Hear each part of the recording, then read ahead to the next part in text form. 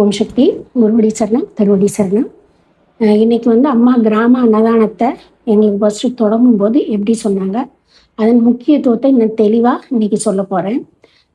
அந்த கிராம அன்னதானத்தை நாங்கள் ஒரு நாள் அம்மாட்ட பாத பூஜைக்கு போயிருந்தப்ப அம்மா என்ன சொன்னாங்க, நீங்கள் அருள்வாக்கில் அம்மா என்ன சொன்னாங்கன்னா, குருக்கிட்ட போய் உபதேசம் வாங்கிக்கோங்க அப்படின்னு சொல்லி சொன்னாங்க. குரு உபதேசம் வாங்கிக்க சொல்லி சொன்னாங்க. நாங்கள் மறுநாள் அதே போல் குரு உபதேசம் வாங்க போனப்போ குரம்மா அம்மா இந்த மாதிரி குரம்மா அருள்வாக்கில் உபதேசம் வாங்கிக்க சொன்னாங்கன்னு சொல்லி குரம்மாட்ட சொன்னோம். குரம்மா உடனே என்ன சொன்னாங்க, உபதேசமாக உப்மான்னு 2 தடவை கேட்டாங்க. எங்களுக்கு ஒன்றும் புரியல, குழம்பி போய் வந்துட்டோம். அதன் பிறகு அதோட தெளிவை அம்மா திரும்பி தெளிவாக தியானத்து மூலம் எங்களுக்கு உணர்த்தினாங்க. அந்த என்னென்னா, கிராம அம்மா என்ன நினைக்குதுன்னா, ஏன் உன்னை உபதேசம் வாங்கிக்க சொல்லுதுன்னா, உன்னோட ஆன்மா பக்குவப்பட்டிருக்கு. அந்த ஆன்மா பக்குவம் அடைஞ்சதுனால அம்மா என்ன நினைக்கிறாங்க, இந்த ஆன்மாவுக்கு முக்தியை கொடுக்கலாம் அப்படின்னு நினைக்கிறாங்க. பக்குவப்பட்டதுனால, ஆன்ம பக்குவம் வந்ததுனால, அதை தகுதி வந்ததுனால முக்தி கொடுக்கணும் அப்படின்னு அம்மா நினைக்கிறாங்க. நான் என்ன நினைக்கிறேன்னா, இந்த மாதிரி பக்குவப்பட்ட ஆன்மாக்கள்லாம் நம்ம போகிற கடைசி இதுதான் ஆன்மீக நிலை தான் அந்த முக்திங்கிறது. அதை தகுதியுடைய ஆன்மாக்களை வச்சு நாம் மட்டும் இப்போ நம்மளுக்கு தகுதி வந்துருச்சு, ஆன்மா முன்னேற்றம் அடைஞ்சிருச்சு அப்படின்னு சொல்லிட்டு நம்ம முக்திக்கு போனோம்னா, அதன் மூலம் அம்மா சொல்கிறபடி குரு உபதேசம் வாங்கி முக்திக்கு போனோம்னா, அது நம்மளை மட்டும் நம்ம காப்பாற்றிக்கிட்டு முக்திக்கு போகிறதாகும். நம்ம உலக மக்களுக்கு காப்பாற்றவும் உலக நலனுக்காகவும் வந்த நம்ம பொது நலத்துக்காக வந்திருக்கோம். அப்போ நம்ம இப்போ முக்தி உனக்கு தர முடியாது. அதனால் நீ என்ன பண்ணணும், ஆன்மீகத்துக்காக அந்த முக்தியை எல்லாருக்கும் கொடுத்து நம்ம கூட்டிகிட்டு போகிற காலம் வரைக்கும் அந்த ஆன்மீக அன்னதான தொண்டு மூலம் உப்புமாவனா சமைச்சு சாப்பாடு போட்டு அதன் மூலம் நம்ம ஆன்மீகத்தை பரப்பணும் அப்படின்னு அம்மா சொன்னாங்க. அப்புறம் இன்னும் தெளிவாக என்ன சொன்னாங்கன்னா, இந்த கலியுகம் அம்மா என்ன நினைக்கிறாங்க, கருவரம்மா என்ன நினைக்கிறாங்கன்னா, இந்த ஆன்மாவுக்கு தகுதி வந்துருச்சு. கருவரம்மாவை பொறுத்த வரையிலும் எப்படின்னா, ஆன்மீகங்கிறது கர்ம வினையை கழிக்கக்கூடிய செயல்பாட்டை ஒவ்வொரு ஆன்மாவும் அனுபவிச்சு வரணும்னு கர்ம வினையை கருவரம்மா நினைப்பாங்க. குரம்மாவும் பரம்பொருள் என்ன நினைப்பாங்க, ஒவ்வொரு ஆன்மாவையும் இந்த பிறவியிலேயே அந்த கர்மத்தை கழிக்க வச்சு அவங்களுக்கு முக்திக்கு கூட்டிகிட்டு போயிடணும்னு இவங்க நினைப்பாங்க. அதனால் கருவரம்மா நம்ம தகுதி அறிஞ்சு அவங்க முக்தி வாங்க சொல்கிறாங்க. குரு அம்மாவும் பரம்பொருளாக இருக்கிற நம்ம குரம்மா என்ன நினைக்கிறாங்க, இதன் மூலம் பல ஆன்மாக்களுக்கு பக்குவப்பட்ட ஆன்மாக்கள் மூலம் பயிற்சி கொடுத்து எல்லா ஆன்மாவையும் கூட்டிகிட்டு போய் முக்திக்கு சேர்க்கணும்னு அவங்க நினைக்கிறாங்க. அதனால் குரம்மா சொல்கிறாங்க, உனக்கு நான் முக்தி தரமாட்டேன், நம்ம பொதுநல தொண்டுக்காக வந்திருப்போம், சுயநலத்துக்காக வாழக்கூடாது, பொதுநலம் பேன்ற நம்மளுக்கு பொதுநலத்துக்காக வாழ்ந்து காட்டி சாதிக்கணும் அப்படின்னு சொல்லி சொன்னாங்க. அதன்படி எங்களுக்கு என்ன சொன்னாங்க, இந்த கலியுகத்தில் மக்களை எப்படி பண்ணி வச்சுருக்கு, நான் கலியுகம் என்ன பண்ணுதுன்னா, மக்களை கும்பலாக அழித்து கொண்டு போய் பல பிறவிக்கு தள்ளும். அதுதான் கலியுகத்தோட தன்மை. அந்த கலியுகம் என்ன நினைக்குதுன்னா, இந்த மக்களுக்கு ஆன்மீக பக்கமே வர விடாமல் அவங்களுக்கு அநேக சோதனைகளையும் மனச்சோர்வையும் அநேக தீய பழக்கங்களையும் கலியுகம் உண்டு பண்ணி அந்த மக்களை ஆன்மீகம் பக்கமே நினைவு வராமல் திரும்ப விடாமல் பண்ணுது. நவீன உலகம் என்ன பண்ணுதுன்னா, பல அறிவை மங்க வச்சு நவீன உலகம் என்ன பண்ணிதுன்னா, மக்களுக்கு என்ன பண்ணுது, தன்னோட நிலையை மறக்க வச்சு தான் என்ன செய்கிறோங்கிற அந்த இழிவான செயல்களை எல்லாம் அந்த நவீன உலகம் மனிதனை மாற்றி அவனை மாய உலகத்திலையும் மயக்க உலகத்திலையும் கொண்டு போய் விட்டுறது.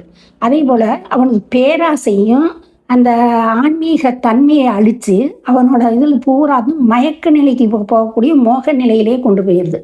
அது நவீன உலகம் செய்யுது.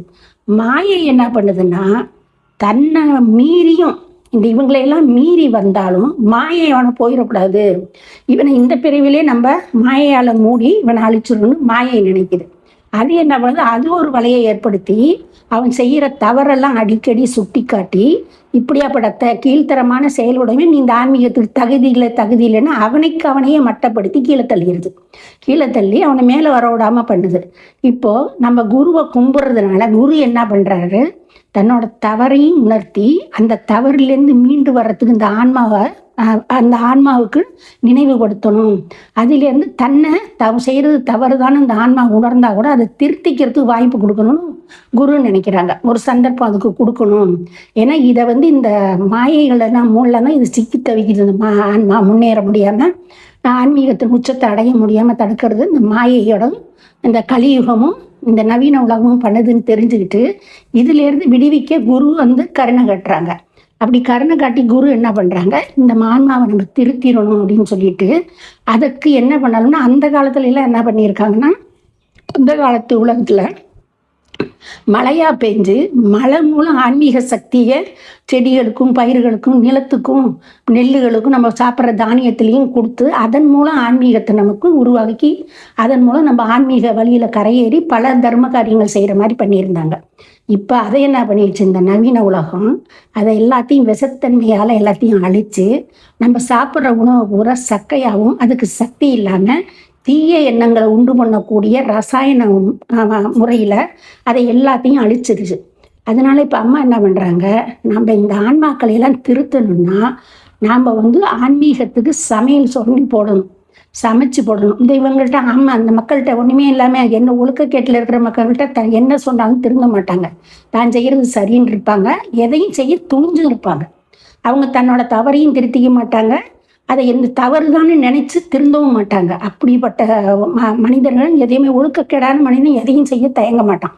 அப்படி இருக்கிறதுனால இப்போ அம்மா என்ன பண்ணுறாங்கன்னா, இந்த ஆன்மீக உலகத்துக்கு நாம் பிரச்சாரம் பண்ணியோ இல்லை ஆன்மீக சொற்பொழிவாற்றியோ இவங்களை திருத்த முடியாது, ஆன்மீகத்துக்கு கொண்டு வர முடியாது. நம்ம தெரிஞ்சுக்கிட்டு இப்போ என்ன பண்ணுறாங்க அம்மா, நாம் ஒரு கிராமம் நம்ம நல்ல ஆன்மாக்களை இந்த மாதிரி அம்மாக்கிட்டேருந்து முக்திக்கு போகக்கூடிய அளவுக்கு தகுதியான ஆன்மாக்களை எல்லாம் தேர்ந்தெடுத்து அவங்களெல்லாம் ஆன்மீக விதனெல்லாம் பயிற்சி கொடுத்து இந்த ஆன்மாக்களுக்கு பக்குவப்படுத்தக்கூடிய இதை இப்போ நெல்லாவும் காய்கறிகளாக கொடுத்துக்கிட்டு இருந்தது அந்த காலம். இப்போ என்ன பண்ணுறாங்கன்னா அதை உணவாக படைச்சு அந்த உணவுக்கு ஆன்மீக சக்தியை கொடுத்து அந்த அன்னதானத்துக்கு பிரசாதமாக்கி அது தெய்வ பிரசாதமாகவும் ஆக்கி அந்த காலத்தில் தேவர்கள்லாம் அமுது உண்டாங்கல்ல அந்த மாதிரி இந்த உணவை மாற்றிடுறாங்க. இந்த சாப்பாட்டை நம்ம காசு கொடுத்து கொடுத்தோம்னா சாப்பிட மாட்டான். அதே மாதிரி கோயிலுக்கு கூப்பிட்டாலும் வரமாட்டான். அந்த ஆன்மீகவாதி அவங்களுக்கு இலவசமாக சாப்பாடு போடுறான்னு, இலவச சாப்பாடு கிடைக்குதுன்னா எங்கே வேணாலும் சாப்பிடுவான். அதனால் அந்த இலவச சாப்பாட்டு மூலம் ஒவ்வொரு பருக்க மூலம் அந்த ஆன்மீகத்தை அவங்கள விதைநெல்லா இருந்த ஆன்மாக்களை இப்போ என்ன பண்ணிட்டாங்க, உணவாக தயாரிக்க சொல்லி அந்த உணவு மூலம் அவனுக்கு ஆன்மீகத்தை பரப்பும்படி பண்ணியிருக்காங்க. அதான் இலவச அன்னதானம், ஆன்மீக அன்னதானமாக இதை மாற்றி ஒரு பருக்கைக்கும் ஒவ்வொரு சக்தியை கொடுத்து இது அவனுக்குள்ளே தன்னை அறியாமல் சாப்பிட்டு என்ன பண்ணி உள்ளுக்குள்ளே போய் மனமாற்றத்தை ஏற்படுத்தி அவனையும் அறியாமலே அவன் செய்ய தவறுக்கு வருந்தவும் அவனோட ஒழுக்கக்கேடை புரிய வைக்கவும் அந்த ஒழுக்க நிலைக்கு திருப்பி கொண்டு வர தகுதியையும் அவனுக்கு வளர்த்து திரும்பி அவன் ஆன்மீக பக்கம் வர மாதிரி அவனை தன்னை மறந்திருந்தவனை தன் நினைவுபடுத்தி ஆன்மீகம்னா என்ன, ஆன்மானா என்ன, ஆன்மா மக்களுக்கு நம்ம பரம்பொருளை அடைஞ்சு முக்திக்கு போகணும்னா என்ன செய்யணும், நம்ம பெரிய ஒரு அவமானக்கேட்டில் மாட்டிகிட்டு இருக்கோம், இதெல்லாம் நம்ம திருந்தி நம்ம போகணும்னா இறைவனை கும்பிடணுங்கிற அந்த இறைத்தன்மையை கொண்டு வந்துடுறாங்க. அப்போ இந்த இறைத்தன்மை ஆன்மா என்ன பண்ணுது, தப்பை நோக்கி போகவோ தவறு செய்யவோ தன்னை அவமானப்பட்டு கூனி குறுகி தன்னை திருத்திக்கணுங்கிற நிலைக்கு வருது. அப்போ இந்த ஆன்மீகத்தை அப்போ தான் ஆன்மாவை உணருது. அதன் மூலம் ஆன்மாவின் குருவை உணருது, தெய்வத்தை உணருது, கடவுளை உணருது. அதன் மூலம் ஆன்ம பக்குவம் அடைஞ்சு ஆன்ம முன்னேற்றம் அடைஞ்சு முக்தியும் அடையிறக்க உண்டான வழியை இதன் மூலம் சொல்கிறாங்க. இப்படியாப்பட்ட சாப்பாடை தான் அம்மா நம்மளுக்கு செஞ்சு அந்த சாப்பாட்டு மூலமே இந்த மக்களுக்கு இந்த ஆன்மீகத்தை பரப்புகிறாங்க. இந்த ஆன்மீகத்தை பரப்பி ஆன்மாவுக்கு இந்த உணவே மருந்துங்கிற மாதிரி உணவே மருந்தாக போய் ஆன்மீக முன்னேற்றத்தை ஏற்படுத்தி அவனை ஆன்மீக பாதைக்கு கொண்டு வருது. ஒரு சாதாரண ஒரு தீவிரவாதி என்ன பண்ணுறான், ஒரு மனிதனை என்ன பண்ணுறான், அவனுக்கு சின்ன வயசுலேயே ட்ரைனிங் கொடுத்து அவனை இந்த உலகத்தை அழிக்கக்கூடிய வகையில் அவன் தீய வழியில் பயன்படுத்தி இந்த உலகத்தை அழிவு பாதைக்கு கொண்டு போகிறான். இதே நாம் நல்ல வழியில் கொண்டு வரணும்னு நினைக்கிற ஆன்மீக பாதைக்கு வரணும்னா நாம் இந்த ஆன்மீகவாதிகளாக இருந்து ஆன்ம முன்னேற்றத்தை உணர வச்சு, ஆன்மாவை உணர வச்சு, கடவுளை உணர வச்சு, ஆன்மீக முன்னேற்றத்தை அடைஞ்சு அவன் ஆன்மீக பக்குவம் பெறுவதற்கு இந்த நல்ல ஆன்மாக்களாகிய குரு வந்து இந்த மாதிரி நல்ல ஆன்மாக்கள் மூலம் நல்ல ஆன்மாக்களை எல்லாம் ஒன்று திரட்டி இதன் மூலம் சமைச்சு போட சொல்லி இந்த சாப்பாட்டு மூலமே அவனுக்கிட்ட தர்க்கம் பண்ணாம அவனையே மாற்றக்கூடிய ஒரு உணவு தான் இந்த கிராம அன்னதான உணவு. இதை நம்மளுக்கு அம்மா செஞ்சு போட சொல்லி கிராமமாக ஒவ்வொரு கிராமமாக போய் செஞ்சு போடுவோம். இதன் மூலம் என்ன சொல்லுவாங்க அம்மா, இந்த ஆன்மாவை எந்த அளவுக்கு முக்திக்கு கூட்டிகிட்டு போக முடியுமோ அந்த அளவுக்கு முக்திக்கு கூட்டிகிட்டு போகிறாங்க.